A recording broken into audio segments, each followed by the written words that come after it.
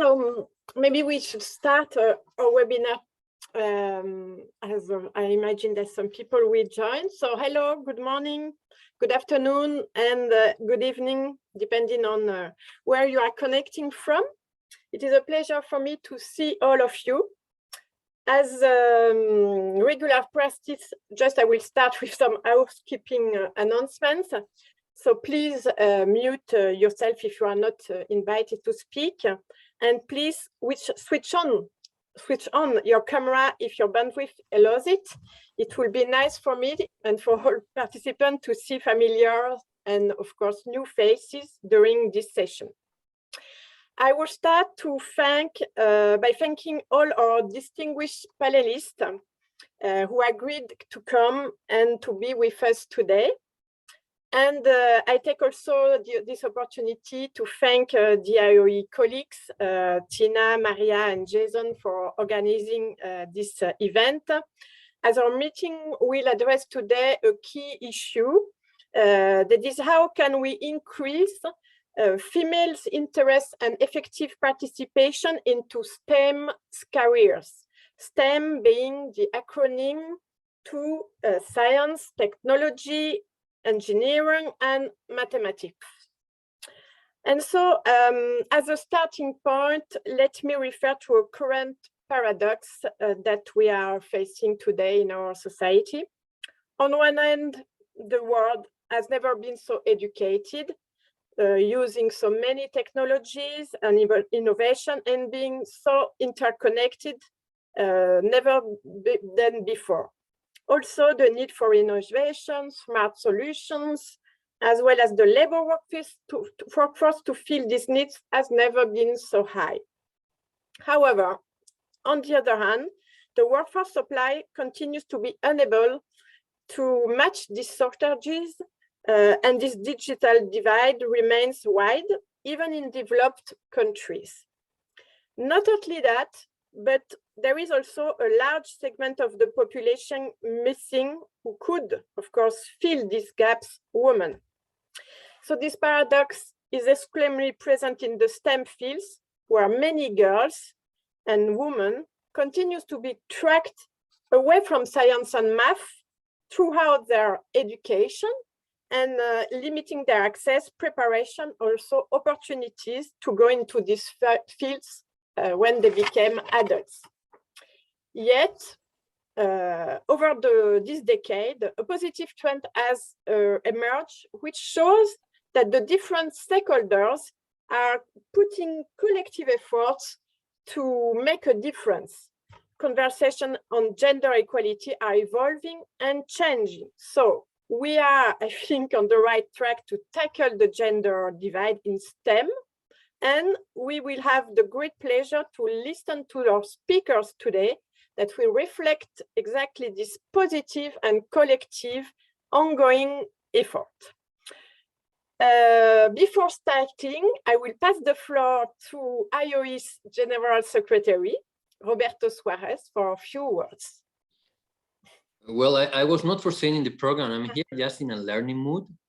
And also to show you that we are, the Policy Working Group on Gender is not a female working group.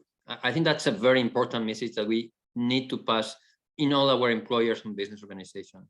And also this is a priority for our organization. It's a priority for IOE. We take this seriously in many sense, in the selection of spokespersons, but also on pushing our organizations to make efforts. And one of the efforts that we have to make is, of course, on the skills area. And you know how important it has been in the last 2 years or 3 years, the push that IOE is already providing to anticipating the skills and STEM specifically. So the gender approach here is a critical driver for success in many labor markets. So I'm here just to thank you. I'm here just to learn and will be listening with care and also to follow up after that. Thank you, yeah, and that's the only thing I wanted to say. Thank you very much, Roberto. And now, without further ado, I will invite Dr. Jasmine Begum from Microsoft ASEAN to take the floor. Dr. Jasmine Begum, can we Thank you. Dr. Jasmine Begum is the Director of Legal, Corporate and Government Affairs for ASEAN and New Markets based in Kuala Lumpur. And thank you very much, Dr. Begum. The floor is yours. Thank you so much, Madam Chair. Let me first of all wish everyone a blessed Eid as we are celebrating Eid, and I wanted to convey, and let me also share my screen and quickly go through and nothing groundbreaking, but I did want to bring together some thoughts which I thought would be important for us to just, sorry, I'm just trying to, can you see my screen? Not yet. There is probably a delay. A lag, yes. Okay. Now okay. it's fine. Okay, thank you so much. I know I have very limited time, but let me quickly go through. I wanted to pause a minute to say that this is a conversation that has been led by great women and men. And I want for us to pause and for a minute to think about all of the women who have made a difference in the area of STEM, starting with Ada Lovelace, who started with the mathematics and analytics. And we think about analytics, we talk about it today, but it was in the 1800s, we had a genius mathematician in Ada Lovelace. We had the first compiler in Grace Hopper. And I think it is important that we learn from history and recognize how these women have paved the way for us and what is our role moving forward. I also wanted to see how the early computer technology was brought together by women who actually contributed in making a difference during the World War II. And no one can forget the hidden figures. They were recognized, and today, of course, Hollywood has shone some light on them, and that further, brings to light what a difference they have made, and why it was important for us to recognize what these women have done to pave the way for STEM. And I just want to pause here that in looking at some of the areas where these women have made a difference, they actually not only paved the way, but also set some of the early policies in the women in STEM. Actually, they started it, although it was not put in as a systemic policy, but they started the debate, they led the way. But I also do want to recognize that every time that a quote by Mary Jackson, that every time there is an opportunity to get ahead, the finish line was also moved. The goalpost was kept being moved. And that was something that we need to recognize as also the evolution of technology, the evolution of STEM took place. Mary Jackson was another mathematician and engineer. And I do want to stop for a minute to recognize that this debate that we are having in 2022, while it started, with Ada Lovelace, but at every juncture in history, women played a different role. And today we are also playing a different kind of role. Dorothy Vaughan is another one of those mathematicians I think we would like to be reminded of. And similarly, I really want to recognize Annie Easley, who actually says that you can do what you want to do, but you have to work at it. And I think I would like to add, we need an enabling environment too, given what we are presented today. We also want to recognize Hedy Lamarr, who actually provided the foundation for Wi-Fi, and we forget that some of these women were not only groundbreaking, but they were also involved in the arts. Hedy Lamarr herself was an actress, apart from being a person who was involved in this invention. Christine Darden was the other one. And you would be wondering, why is Jasmine talking about this? Because I think there is a lesson to be learned from history. And finally, a woman who was not recognized, Marie Curie herself, who then went on to win the Nobel Prize. And this is a quote that I wanted for us to kick off our conversation today. We have STEM with us in everything. There will always be STEM. And today, it is not just about STEM, it is also about STEAM. It is now not mutually exclusive. What used to be seen as something that belonged to a certain class, belonged to men, has changed. It is now not, STEM is not something that only belong to people who are certain class, or it cannot be done by women. We see numbers that show women enter, a higher number of women enter university, and they do STEM programs, but they especially during the pandemic attrition, we have also seen a large number of women who have also dropped out. And I want to reiterate here that that we all have a role to play, whether it is IOE, whether it is national governments, whether it is international organization. We all, as did the women before us, we have a role to play in paving the way for the next women Nobel Prize winners, especially in STEM. And I want to leave with these 5 considerations. As we think about a global recovery agenda, STEM has to be central in it. I also want to remind that it is not exclusive. It is not exclusive to people who are smart. It is not exclusive to people who can do maths. It is not anymore a vertical. It is a horizontal that can be built into everything, innovation in everything that we do as technology, as we see technology and innovation. We need to recognize and show that it makes a difference. I don't think we do enough today to show how STEM is making a difference and to celebrate them. It has to be measurable. Governments, both national and global multilateral for us, have to show measurable outcome. And finally, we all have a role to play in inventing our future together. And I hope that this 5 considerations will be part of the discussion today as we talk about, as governments and countries and nations hit reset after the pandemic, we will make, as we did with skilling as an integral part of our recovery agenda, STEM has to be built across not only in education, but also as we think about skilling. With that, I thank you for the opportunity. Thank you very much, really, for this. It was very grateful. We are very grateful for your time, and it was a very positive message. Thank you very much, and we hope that we can all reflect on it today.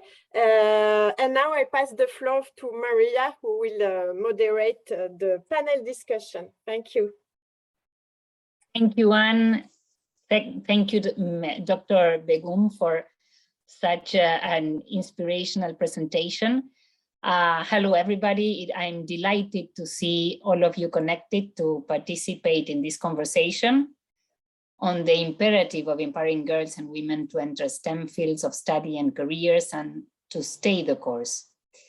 We want to focus on how the conversations about women in STEM are evolving and changing, what is happening out there. And I think Dr. Begum gave us a great kickstart for this conversation. And what a privilege in the middle of very busy schedules to have important voices from different backgrounds, academia, employer organization, business, participating as panel speakers. We have 5 panelists that will share with us their take on this important issue, what role the institution they represent is playing to move the needle in their sphere of action, their views on what are the best initiatives and lessons learned to encourage women in STEM and why. I will introduce each of our 5 panel speakers very shortly. And I would like to start first with Dr. Mamki Jajis. She's a senior lecturer at the University of Western Cape. Second, we will have Mrs. Ellen Fugère, who is an equal opportunities delegate at the Swiss Polytechnical Federal School of Lausanne, EPFL.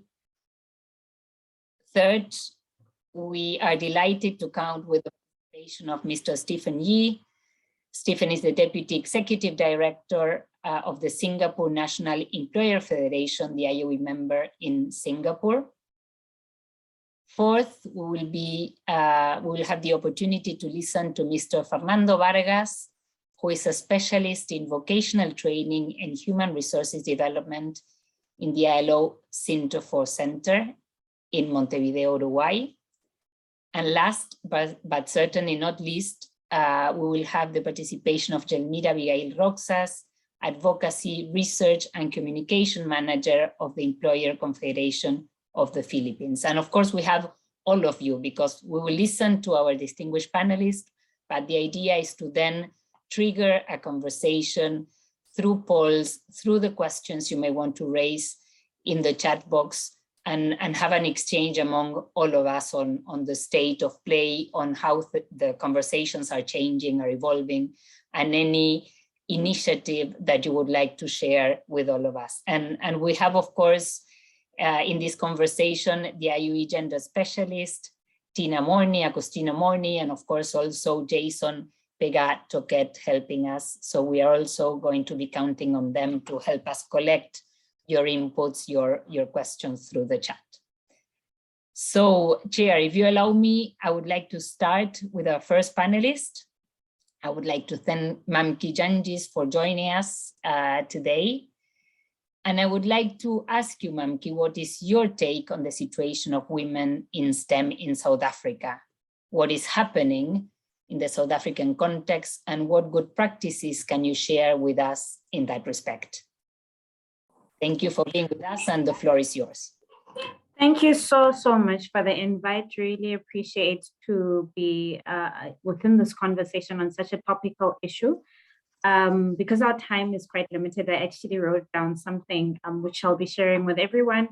My name is Maki Jangis, as has been introduced, and I'm a computer scientist by background. I'm actually an adjunct academic now, and I'm based in industry. And I have the pleasure of sharing the South African context with yourselves. And because I normally speak a lot, I felt it was important that I write down that I don't go over the time allocated to me.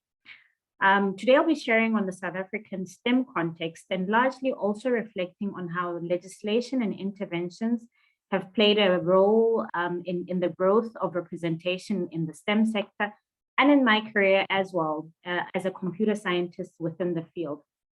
I think in South Africa over the years, legislation and policies have been quite critical to the deliberate support of women within the STEM sector.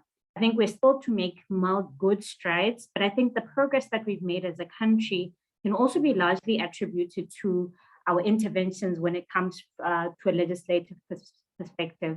So affirmative action programs, legislation and policies such as Employment Equity Act, and we have an act called the Broad-Based Black Economic Empowerment Act, BBEE Act, which is actually quite deliberate about ensuring the inclusion of Black people and people from disadvantaged backgrounds, and targets women and women from rural areas in opportunities that ensure that they become part of the South African economy.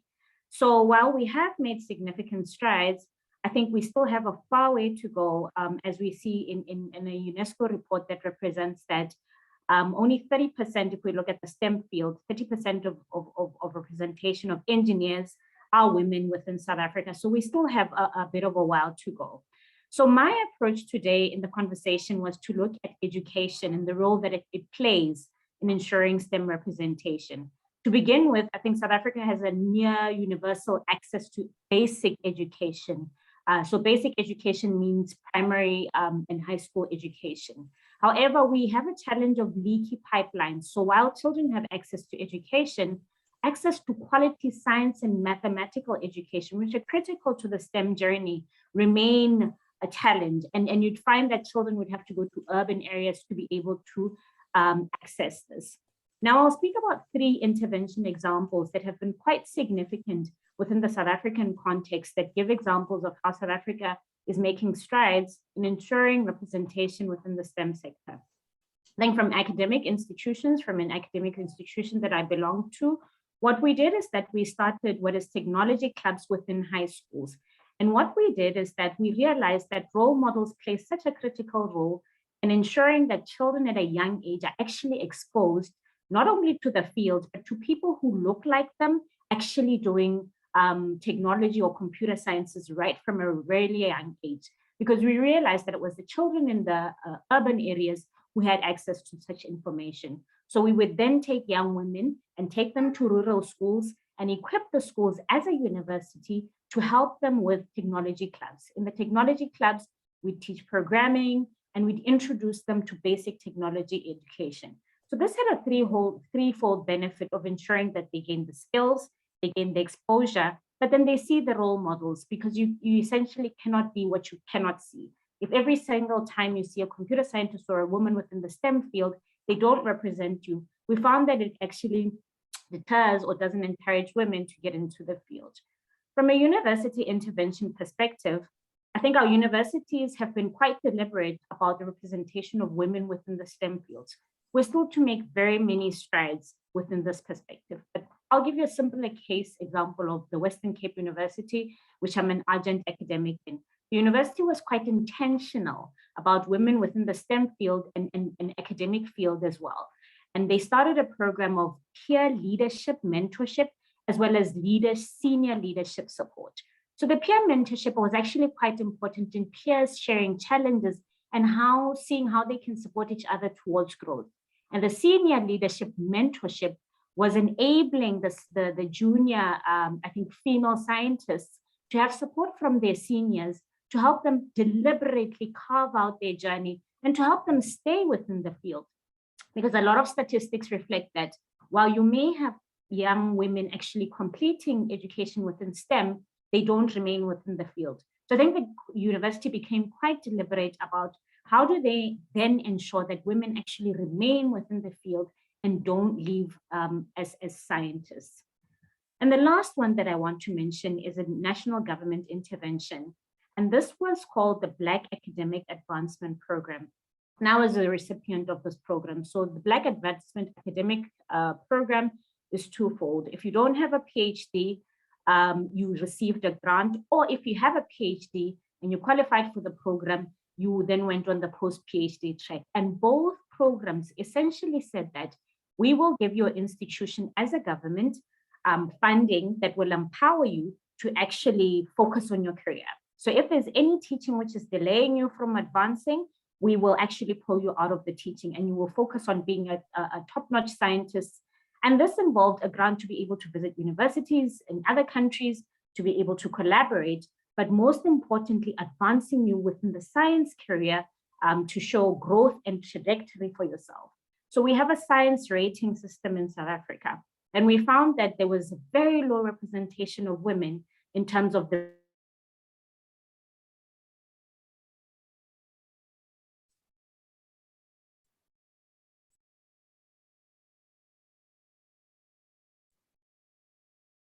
I think she's frozen.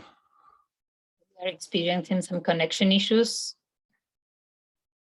Let's wait a few seconds.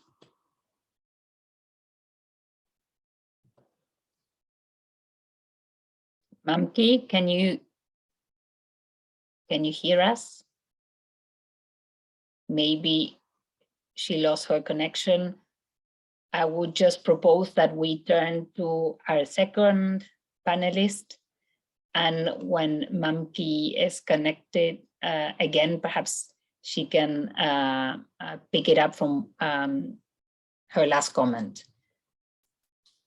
So let me turn to our second panelist from the École Polytechnique Fédérale of Lausanne here in Switzerland.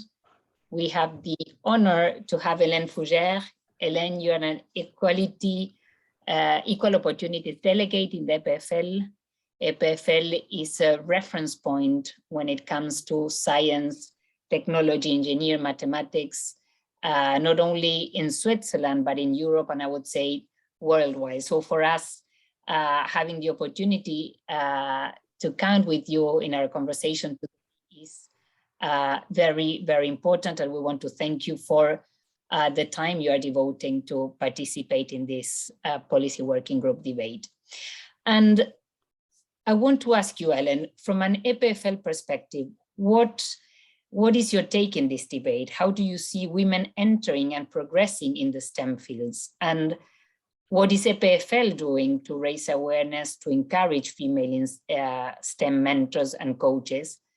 And perhaps share with us any particular initiative that is taking place at the EPFL level and that can inspire the different stakeholders participating in the debate today.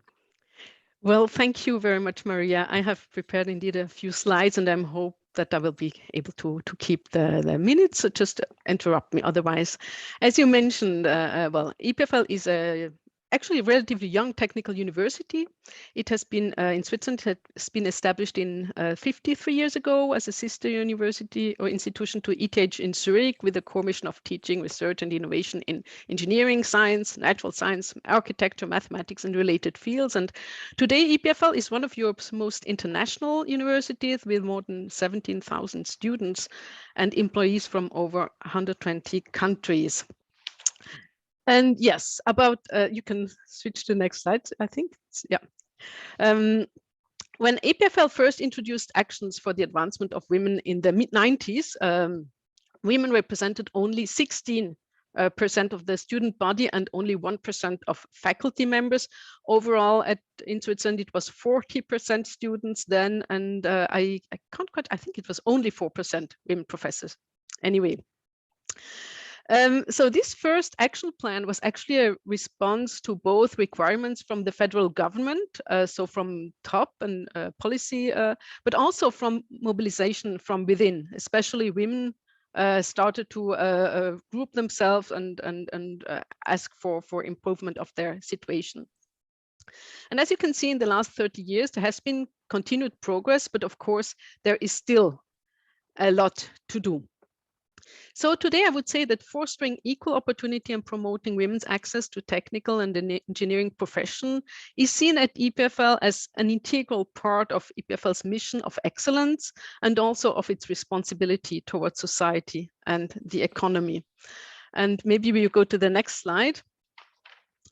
So our current action plan contains 33 measures to strengthen institutional anchorage of equality and also of an inclusive organizational culture, enhance recruitment and retention of women professors. I'll say something about that. Increase, of course, EPFL's attractiveness to women students.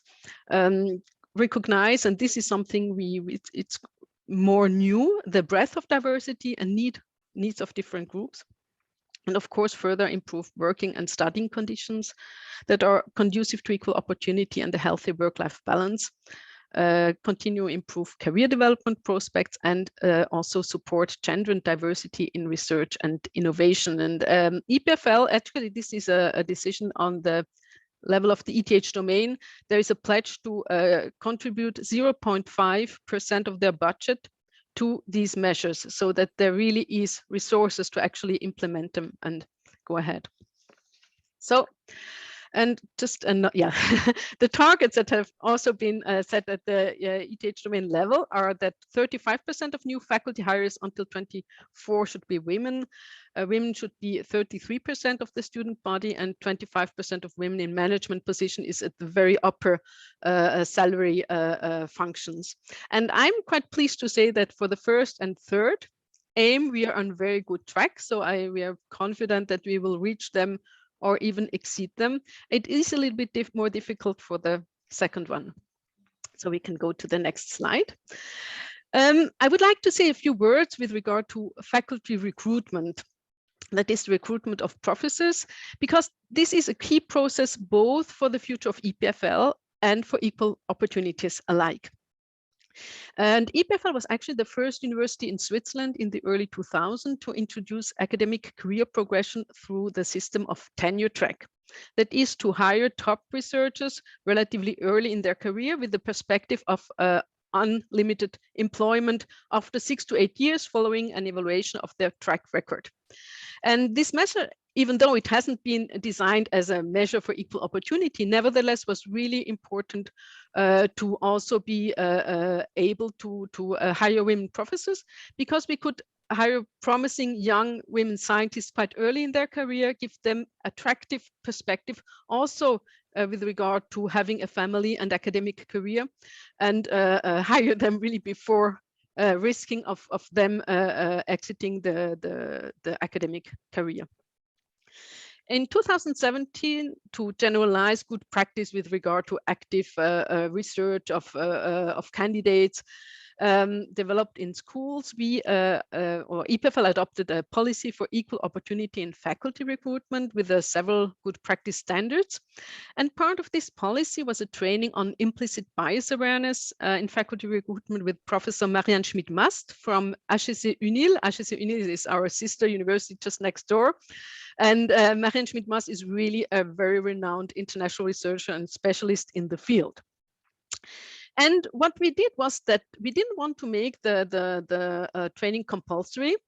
So what we did, we linked the compulsory nature of the training with a role of responsibility and prestige. That is, we made it compulsory only for head chairs of faculty recruitment committees. And another thing we did is, for the very first seminar, we invited the whole of presidency and deans.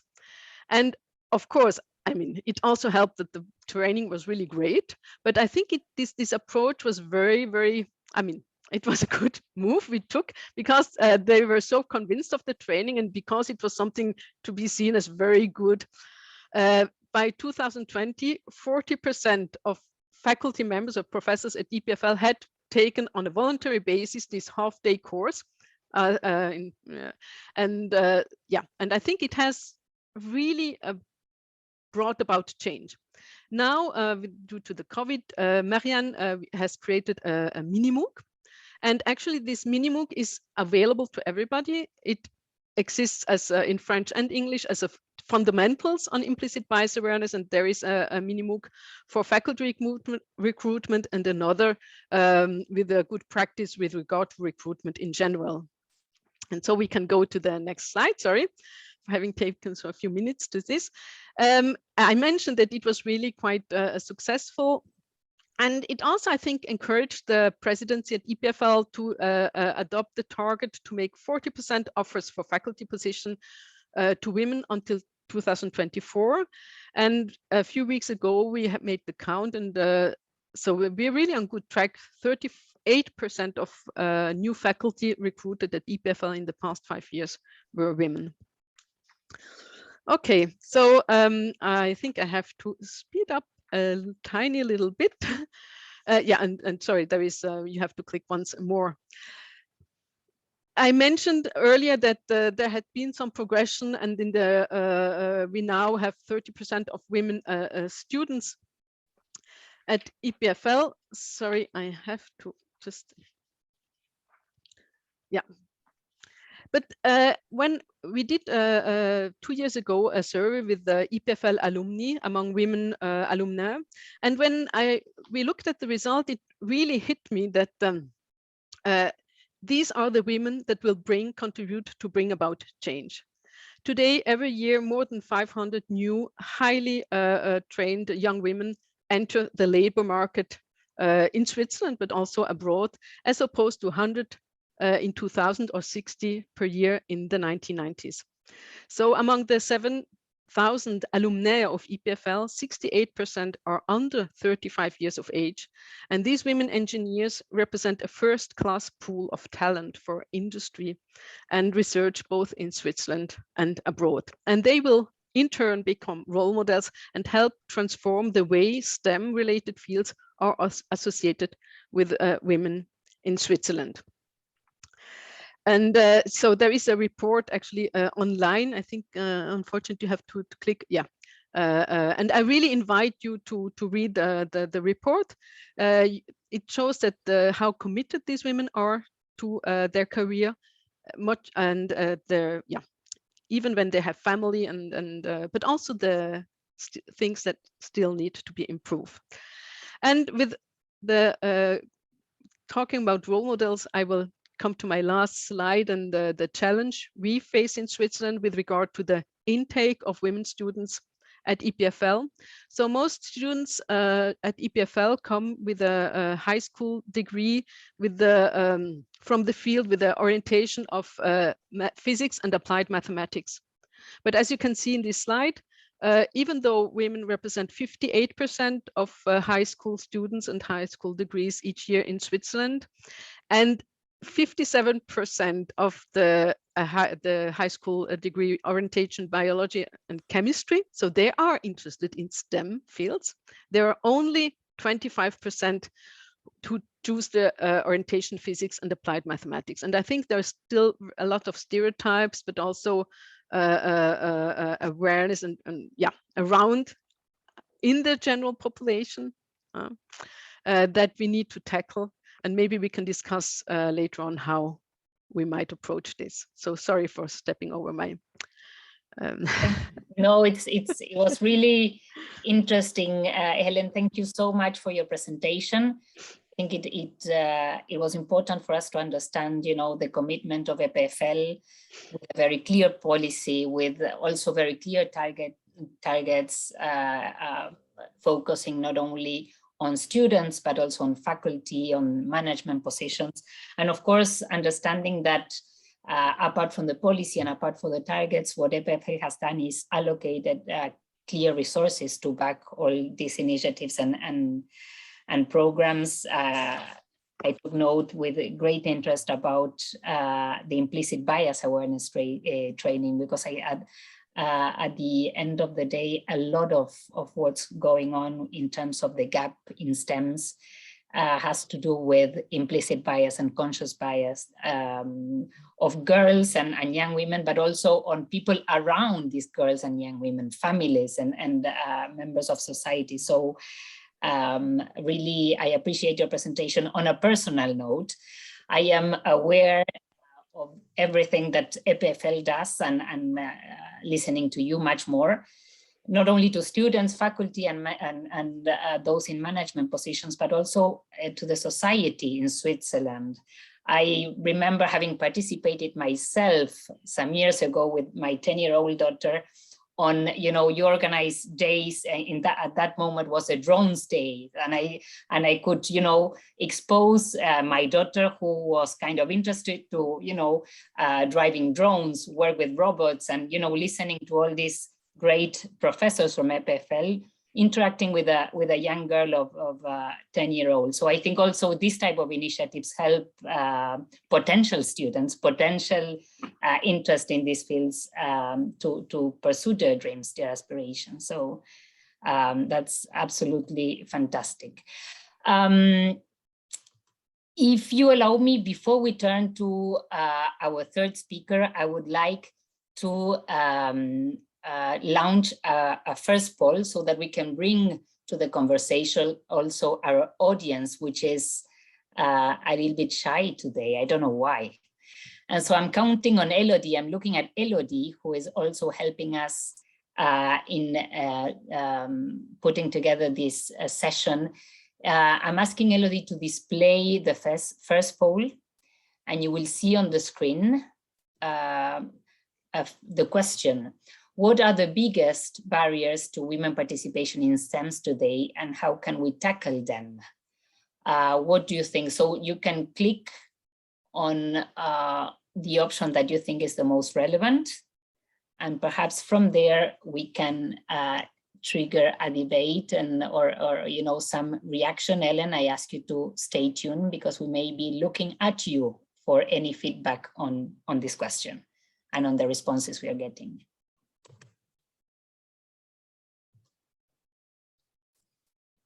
We are going to wait for a few seconds so that Elodie can help us with the results.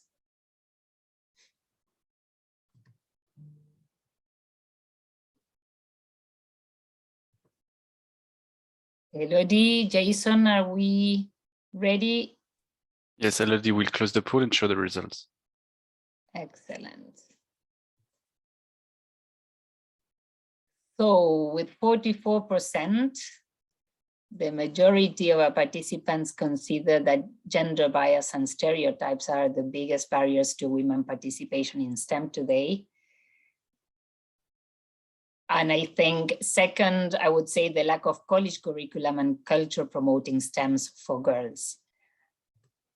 So I now turn to Ellen. What, do you have any reaction to that? I think it confirms part of the area in which EPFL is putting a lot of attention to implicit bias, right? Yeah, I was hesitating actually in clicking to role models, because probably role models are yeah I think they're fundamental, and this is also why I think it is important that we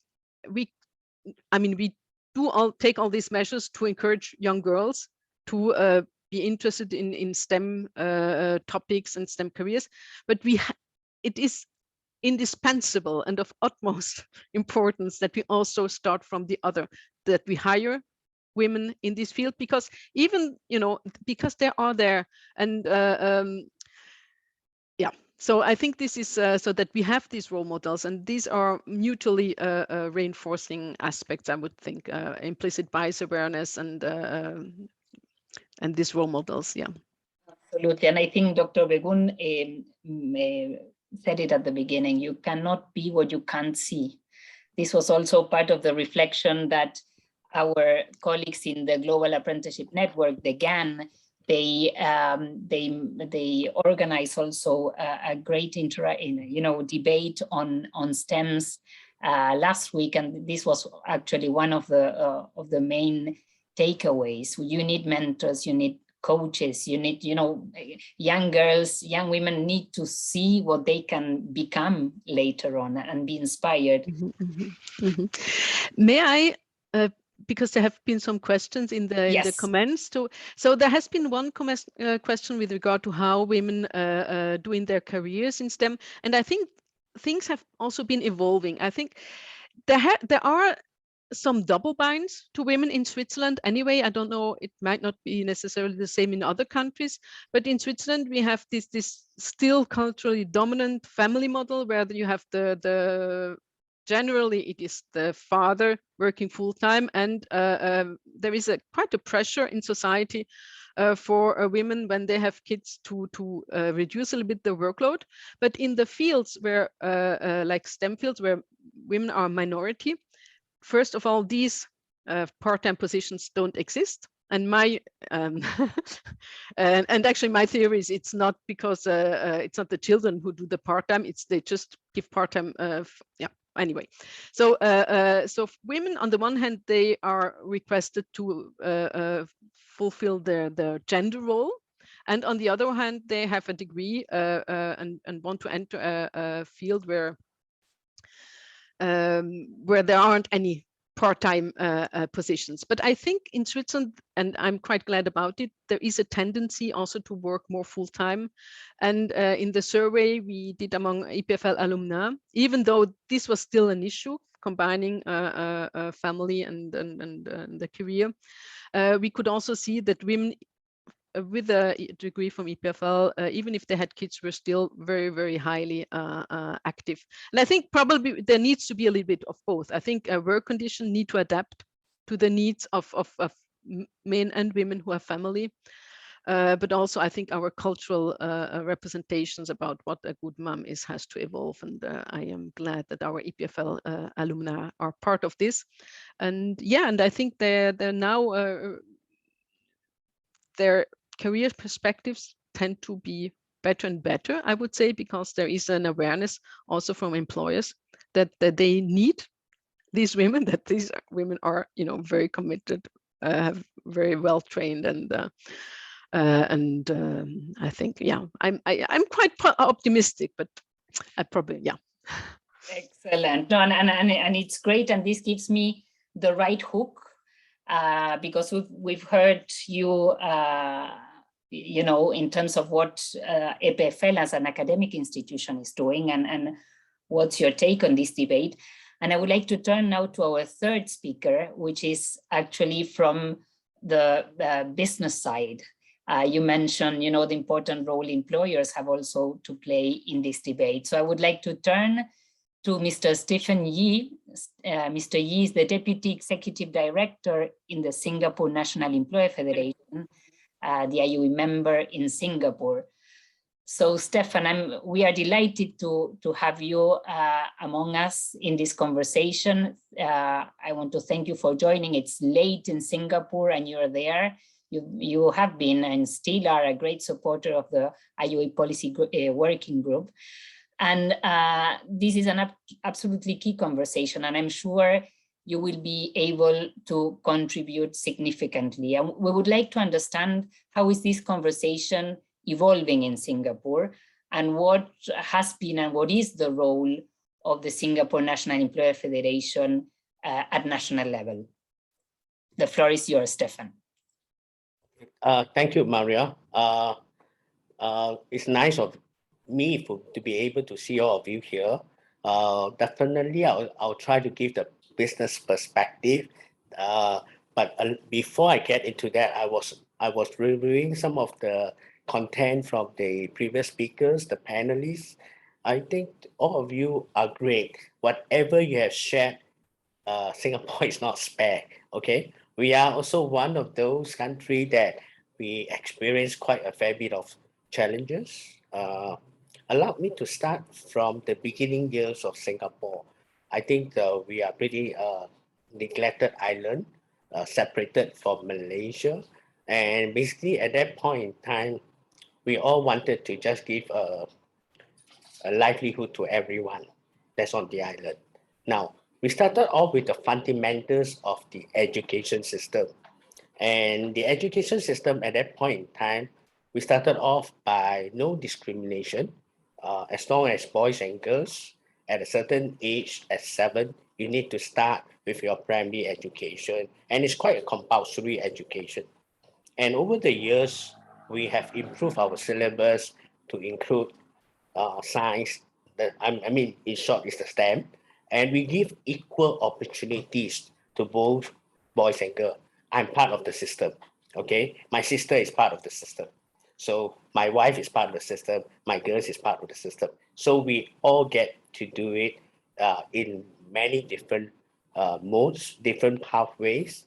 And I was so glad that recently that the Ministry of Education, where we work very closely with what we call Institute of Higher Learning, that's where the polytechnics involved, the vocational schools. We have a vocational school in Singapore called the Institute of Technical Education. We create pathways for people, for male and female who are not academically inclined, but we want to build them into skills-based. And today, I think that the global economy have changed so much that at the end of the day, it is not just academic, but there's also a very big space called the skill-based economy. Okay, and that's where we started evolving different pathways, different, and I got to give credit to the Ministry of Education. They also hear very closely with what our employers are advocating out there in terms of needs, in terms of capability, in terms of talent that we want. The local institutions, the polytechnics, the university, the vocational schools, and even for that matter, the secondary school as well, because there are people who have unfortunately fallen out of the system, and how do we continue to get back into the continuing education and training, which we are very proud. Today we have a 17 years old workforce skills qualification system that able to allow someone to articulate it as part of their career building and so on. That becomes our continuing education and training system as well, which we call it the CT system. Now, coming back to the context of this, women, whether it's girls or women, play a very significant role. From day one, I think that we make a very conscious effort 8 years ago. We would like to basically invest in training our people. Our people is the assets of the nation. So we went into the skills force qualification system. You just imagine a child at the age of Sec 2, secondary 2, which is 14 years old, starts to get into a skills qualification system whereby it starts to look at identifying yourself, what skills you want, what occupation and roles that you want to basically aspire to be, and start to look at it and what are the attributes and what are the different pathways involved. Okay, and STEM is definitely the heart of everything. So we start to do it from young. I truly agree at the age of 12, 14 years old, seriously, we may change our aspiration. I give you a real story. When I start to talk to my girl at the age of 12, what would she like to be? She told me she want to be a policewoman. My goodness. And then as 2 years later, she tell me she wants to be a doctor, specialized in animal vet. So, and then at the age of 16 and 18, she told me that she wants to be involved in technology where she can do art and animation, my friend. So this is the aspiration of the young generation. Okay, and this also does not mean that it's only the women, girls, it's the boys and the men as well. Okay, so but I do know the context of today's is that there are more women than men here. Okay, especially by the look of it. But I would like to actually just start to advocate one thing is that I truly agree that the government policy legislation putting in place the education plays a part. That's pre-employment training, but the continuing education and training plays equally. In fact, it's not equally, it's even more important. You just imagine our good education system probably 18 to 20 years, but the continuing education and training likely will carry with us throughout our whole entire life and the human lives on earth. We are talking about retirement at 65. There's a possibility that it may be even 70, and we all live to 90 years old. Okay, so the active aging is also a time where you also do your continuing learning and so on, and you contribute back to the society. Now, at the employer's end, Maria, you may be wondering, what are we doing? Yes, as much as we want to advocate, we definitely advocate fair employment practices out there, fair opportunity for everyone, but we also did a little bit of what we call a targeted effort in terms of building the culture with our employers. We work closely with our trade unions, in particular NTUC, that's the largest one, where we start to bring women back to work. You see, we do have a lot of women, okay, where they're highly educated in STEM as well, medical doctor, great scientists, great computer programmers, analysts, and once they get married, they start a family, they would rather give up their career for the first few years. So how great the mother is, and after that, some of them may choose to continue to come back to work. And how do we facilitate that aspect of it? And I think that is a system, a scheme out there to basically encourage employers. And how do we really help the women to basically come back to work? There's a lot of hand-holding. Some of them have been out from the employment market for 8 to 10 years. How do we really get them back into working? Obviously, before pandemic, we have a big struggle, but after the pandemic period, and now we are close to endemic, we realize that the technology like Zoom, MS Teams, I will give credit to Microsoft, okay? And not because Microsoft is speaking this thing, is that they allow us a lot of this technology, the technology partner allows a lot of this to be done, okay? Even working from home or from anywhere. And that really opens an opportunities for a group of workforce normally dominated by women to be able to participate back into the economy. I think that is very important, and we have been working very hard. I have half of my workforce women were working from home during that time because of the lockdown period, and I can imagine that they are all helping their school-based children, the younger ones, to get onto the computer, talking to the teachers. In fact, I personally experienced that. The beginning of the lockdown period of the pandemic, I always have a usual meeting in the morning. So I was wondering, how come I got so many women are missing from my meetings, especially my group. So I was wondering what happened to them. Are they not interested or they are struggling with it? Later, one of my colleagues told me, all the mothers are busy helping the younger children to get onto the computer to do school-based learning.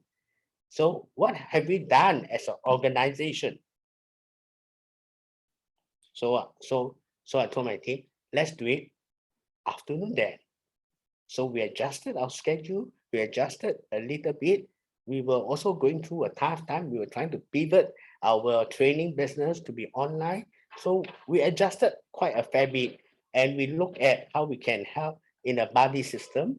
And I start to pair a male and a female. Not trying to get married, but normally somehow the husbands can get away with helping the wife in helping such a matter. So we actually do some pairing, and I do have also some neutral ones who are still single and they are more willing to help. So I think these are things that organizations need to put in place. Very small activity, but it really means a lot. So I think there are many more that I think time probably will not permit to really share everything. To share everything, I probably have to write a book. When the book is published, I'll let all of you know. But I don't think I'll get into writing such a book. But the other aspects that I would like to also take this opportunity to let you know that the Singapore government, even the politicians, are very typically involved in looking at a multi-gender workforce, and we find that the women has a certain important role to play in the business. And I think that we also got to recognize the fact that this word called the gender intelligence. I was looking at some of the statistics that are being presented. Yes, I think in certain aspects of it, in certain faculty, I think more effort needed to be put in. But today, looking at it, the technology never fails to have quite a good balance of male and female.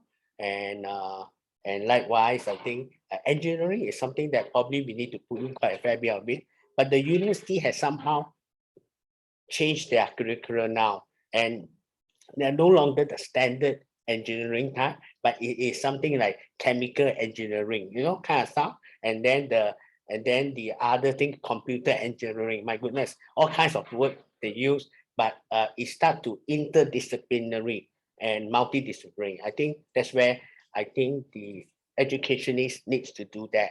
And in the corporate world, we really started doing multidisciplinary kind of practical training from the practitioner. So I think these are things that is important. And if you ask me, I'm embarking on a new project that I got a new inspirations coming from 2 weeks ago or 3 weeks ago, that we are going to launch a coaching and mentoring system. So I was thinking very hard. Should I do a targeted one for women, helping women to be entrepreneur, and yet the successful women help the guys to become entrepreneur as well? So that is something that I would love to do. And I think the next few months, I will probably think over it, discuss that with my team, get my council for approval. And probably next time this year, I can probably share a bit more success about such a thing that involving the women. And I'm really not surprised, because we work with a partner, and half of the coaches are from women, okay, who are women and not just men alone. So I think I would like to end here and pass the session back to the organizer. Thank you. Thank you, Stephen, for such a motivational presentation in terms of not only what the government is doing at the educational level with continuing education and training, but also what the employers are advocating and are doing, including in the National Employers Federation, playing your role in building culture, in facilitating pathways for women. I would just invite you to stay online because we will be collecting comments and questions once we finish with our panel. I would like now to turn and go to the other side of the world, to Montevideo, Uruguay, to welcome Mr. Fernando Vargas. Mr. Vargas is a specialist in vocational training and human resources development of the ILO Center 4. And we would like to invite Fernando to share with us how is Center 4 contributing to changing the conversation and encouraging more women get into the STEM fields. Fernando, can you hear us? Are you there? Oh, thank you, Maria, and thank you all of you, and especially to organizers to bring us our experience today. It is a very, very good initiative in order to better know about the efforts to make gender equity a very, very real issue. I would like to make a short presentation now in order to share with you some figures. I expect you are seeing the presentation now. Center 4 is, as Maria announced, the unique center, specialized center from ILO in Latin America and the Caribbean that lead a network from almost 67 vocational training institutions in all the countries from Latin America and the Caribbean. This is some map about our member networks, and most of them are public, national public institutions that work in vocational training, and other are leading from private sector, like Senai in Brazil, for example. Let's introduce some figures about the women's situation, especially as a result of the COVID crisis. 23.6 million women were lost their jobs. By the end of 2021, more than 4 million women have failed to return to work in our region. Unemployment rate for women remains higher. It's more than 12% since 2020, and they are not improving in 2021, which contributes to amplifying the impact of the crisis and gender inequality at work. Women has received the most intense impact because their dual presence, not only in the sectors more strongly affected by the crisis, like hotels, tourism, even health sector, but also because most of the women usually are engaging with informal workers, and they usually work in care occupations, including home-based work. As a result, as I said, women have been most affected by their dual role, for one hand as workers and in the other hand as caregivers. Let me show you some figures about how women is participating in vocational training in our region. You can see in the red color the participation of women in some of our vocational training institutes. As you can see, there are no clear trend in terms of participations. Let me try to explain what is happening. For example, here, SENAC is the National Commerce Apprenticeship Institution in Brazil. It is clear that in commerce occupations, women are the majority. The share of women in commerce occupations is more than 65%. And also are in contrast, Senai in Brazil. Senai is industrial, it's hard work, is working with metal, with machines. This means that the women, as a result of this gender bias, is not the majority in Senai. Women, or maybe in better words, male, are participating in more than 65% of the courses in Senai. This is the reason why the participation is not equitative, but it is showing that we have a gender bias based in this whole idea that women is not able to work in certain occupations, especially the occupations that involve physical effort or working in some kind of engineer of bigger industries. We can see this distribution, this gender distribution in terms of sectors. And here the idea is the same. You can see that construction has a very little participation of women, and sectors like services and hotels and restaurants has the higher participation of women and vocational training. This, as I said, is a result of a cultural bias, but not only cultural.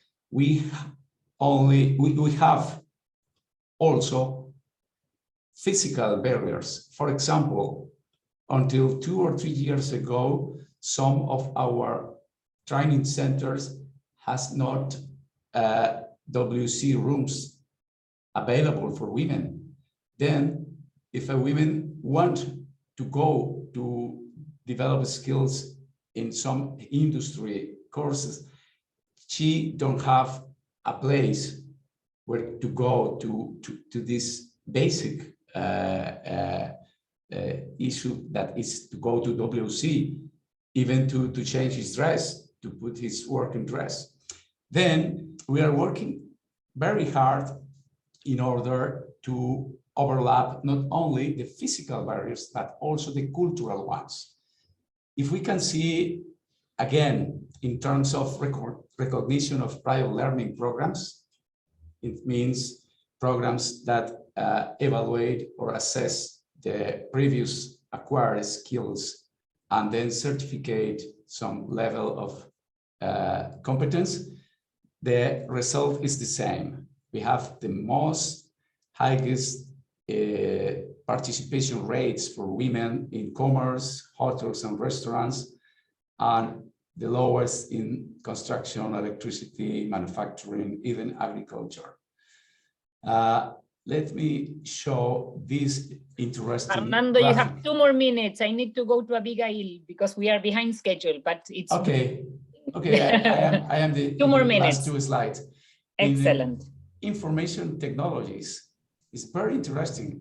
In the South Cone, we tend to the equality. In Andean countries, where the cultural barriers are more clear, we have only 1 in 5 women participating in information technology courses.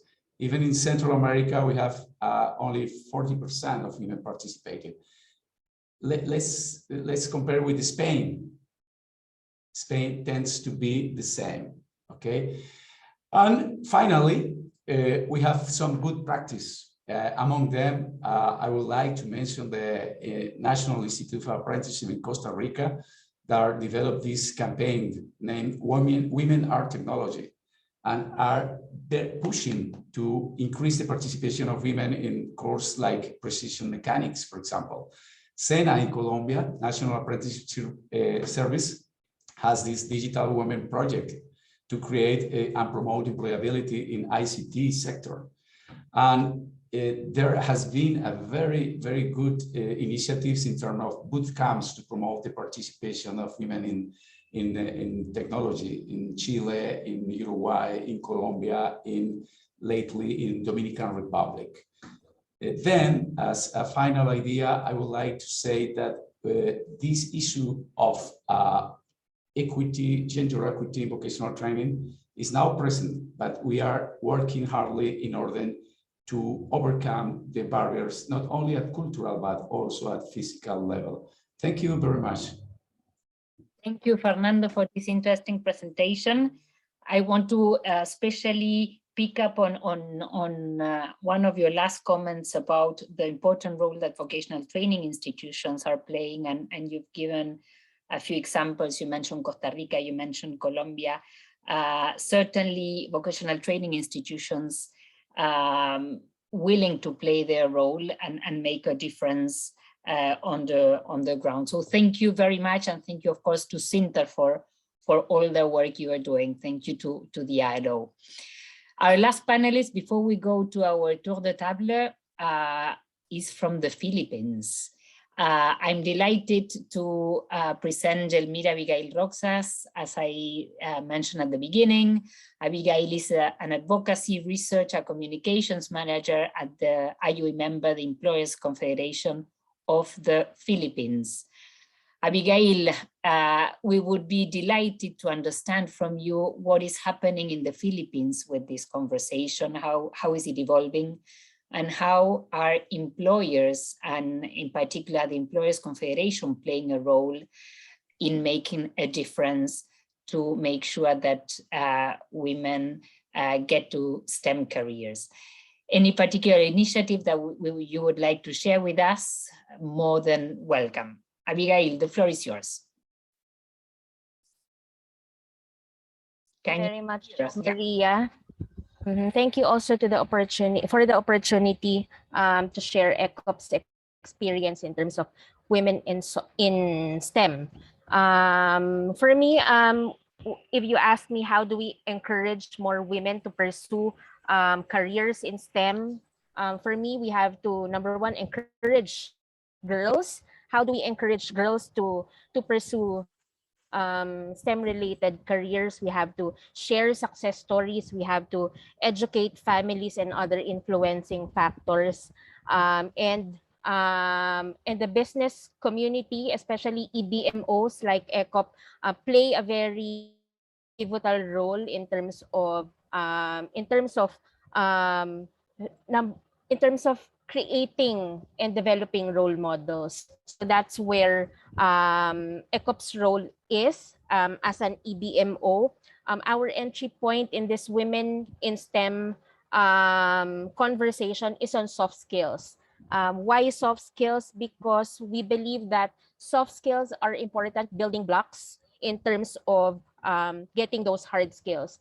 It's important for STEM people to have soft skills such as decision-making skills, fixing problems, proposing solutions. So for us, soft skills is a very good entry point. And through the ILO, we were able to launch our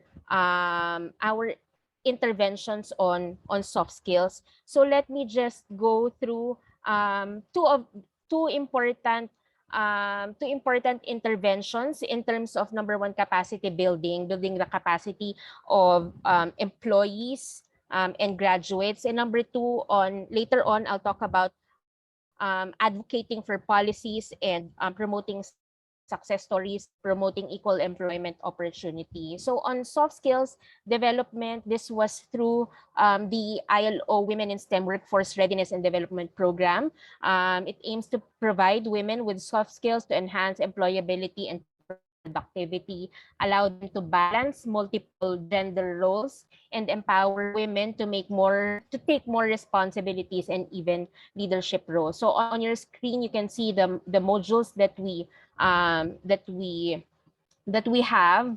We have modules on critical thinking, creative thinking, problem solving, leadership, teamwork, and negotiation, among others. Next slide, please.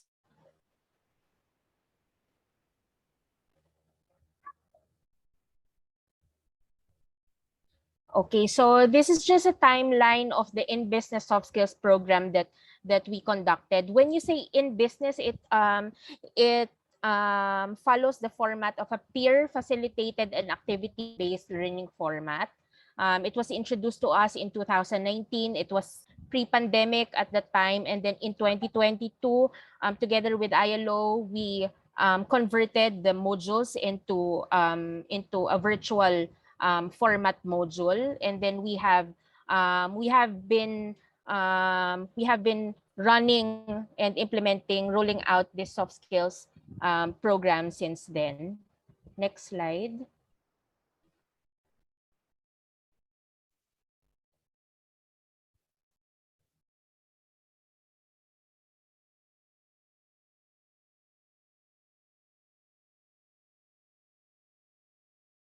Abigail, can you hear us? There's just a delay on my part because of my internet connection. Go ahead, no problem. Is unstable. Okay, soft skills development program by the numbers. We have trained 350 peer facilitators from 5 industry associations and 4 ambassador companies. Because we promote diversity and inclusion, we allowed men to participate in this training program. Among the 350 peer facilitators, we trained 315 women FACIs. We were also given opportunity to train EBMOs outside the country, like the Indonesia Business Coalition for Women Empowerment, as well as the Pacific Island EBMOs through the facilitation of ACTEMP. The peer facilitators are expected to cascade the soft skills program among their peers in the workplaces until all employees of all genders are trained and reached. Next slide, please. So the next slides will just talk about the benefits that soft skills provide for companies. It lays the foundation for strategic long-term approach towards building a responsive and more resilient organization. It strengthens workers' engagement, loyalty, productivity, and efficiency. We provide the opportunity to reinforce or expand existing leadership development initiatives, particularly for women workers. So the soft skills kind of complemented the existing programs that our pilot companies have. And then innovative and highly adaptable design provides a business case for investment in human resource development without too much strain on its resources. Because this soft skills program is, we call this low cost, high impact program. Next slide. Apologies, my dogs are participating. The benefits for workers, we are giving the workers the opportunity to take hold of their professional and self-development, and they get to learn from the others. It empowers them to take on new roles as peer facilitators, and because we did this digitally and virtually, they gained more skills in terms of technological skills, like facilitating a Zoom meeting, sharing their screen, using other applications that promote activity-based learning, and they're able to participate in discussions outside of their narrow work concern.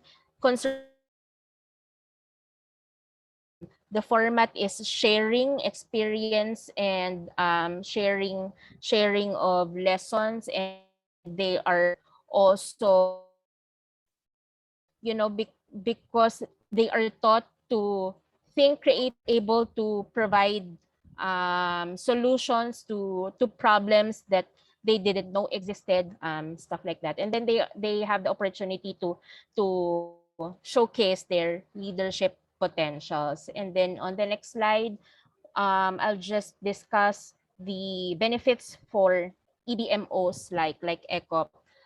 Of course, the opportunity to be relevant and responsive to the evolving needs of member companies. We create synergies among member associations through sharing of best practices and creating communities of practice. And then we are able to tap talents from member companies to promote and or conduct in-business training programs together with ECOP. So we have tapped from the 350 facilitators that we trained, we were able to tap a number of them to provide, to help us in promoting soft skills development. So that's it for the capacity building. On the other spectrum is on advocacy. Through the partnership with the ILO and the ACTEMP, we were able to institutionalize and establish our diversity and inclusion committee. We are doing this with several women advocacy groups under the umbrella of ECOP. We had in the past the gender and women committee, but it has been stagnant for maybe a decade.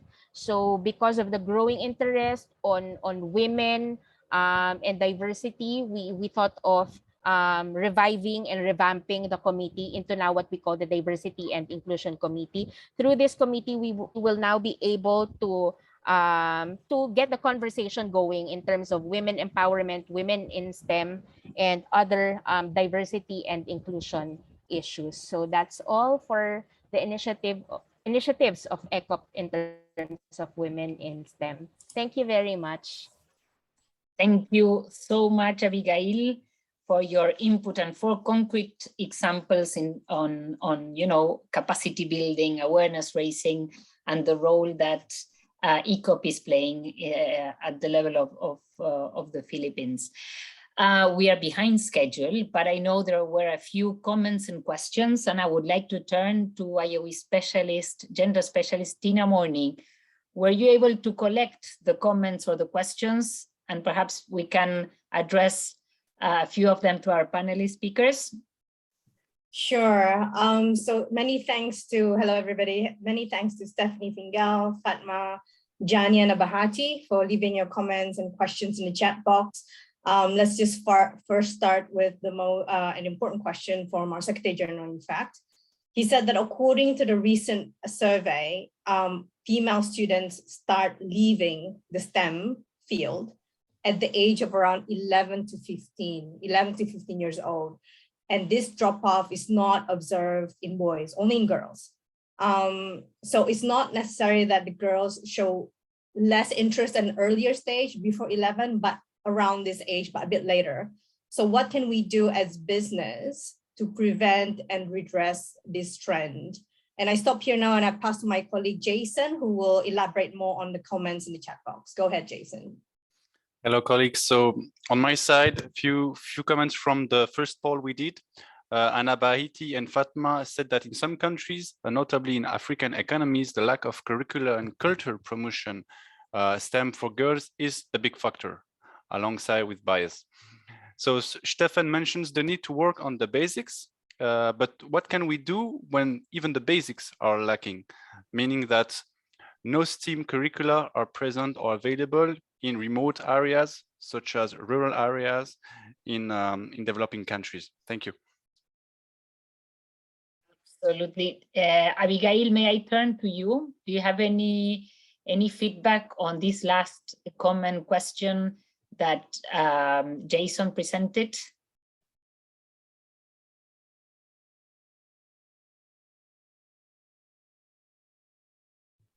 I'm sorry, Jason. My internet broke up. Can you? Sure, I will repeat. No problem. No problem, Abby. The idea was to say, what can we do when the basics, such as curricula, are missing in rural areas? What can we do to allow girls to enter these STEAM careers, even if at the education level something is missing in the society? Thank you.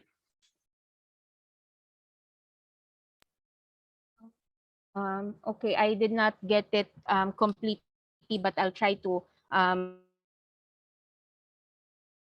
those that I heard.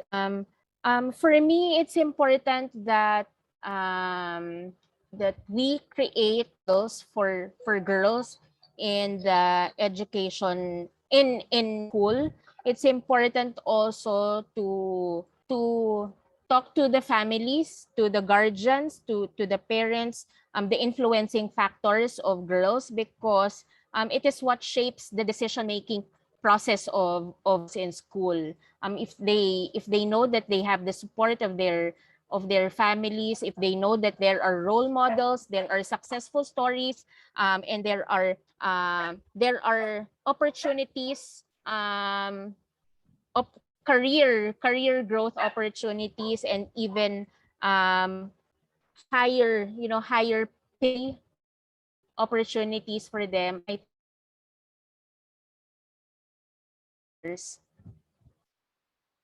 I think Abigail, can you hear us, Abigail? Yes, I can hear you. I'm so sorry. Excellent. So thank you for that feedback. I think we are getting closer to the end of our session. We've heard a number of speakers talking about the importance of the narrative at policy level, perhaps as a first step to in facilitating how we can change minds, we can change those stereotypes, unconscious biases, but then also the need not only to count on the right policy action, but the support of other players, the families, the schools, the work environments that allow girls and women to be comfortable and to be confident to conquer the STEM fields. And I think and in my notes, I took, I think, a few ideas: expose girls from very early stages to STEM, career awareness, and EPFL is doing a big part. We've heard also from our first speaker, the importance of career awareness to make the link between education and the world of work. And I've heard many of you talking about the critical role played by mentors, by coaches, and how can we foster more of that so that we can have a greater impact in closing the gender gap on STEMs. I think I want to go back to one of the first messages Dr. Begum gave us at the beginning. What we do matters, and it matters a lot. And what each of us does, each of our institutions do from the different sides, the academia, the business, governments, I think we all contribute to these collective efforts. Tina, anything else that I missed from the comments or the questions that you would like to pick up before we give back the floor to our chair? No, Maria, I believe the comments are just reacting to other comments. So, but many thanks, colleagues, for making an interactive chat box as well. Absolutely, thank you so much. Anne, our chair, I give you the floor for remarks, and I want to thank panelists and participants in this very interesting debate. Thank you. Thank you, Maria, and let me reiterate, of course, my gratitude to all panelists. It was a very interesting discussion, and also I thank all participants for their comment, for their question, and of course the IOE colleagues for organizing this event. I believe that we raised really significant and valuable points throughout this very interesting presentation, and that we can, of course, we will continue to act, to all have a role to play in moving forward on this topic. And I thank you once again, and hope to see you soon, very soon, and for another webinar. And I now close the meeting. Thank you very much, and have a good day. Thank you. Bye-bye. Thank you, Anne. Thanks, Maria. Bye-bye. Thank you, Tina. Thanks. Goodbye. Thank you. Bye-bye. Bye-bye. Thank you so much. Bye-bye.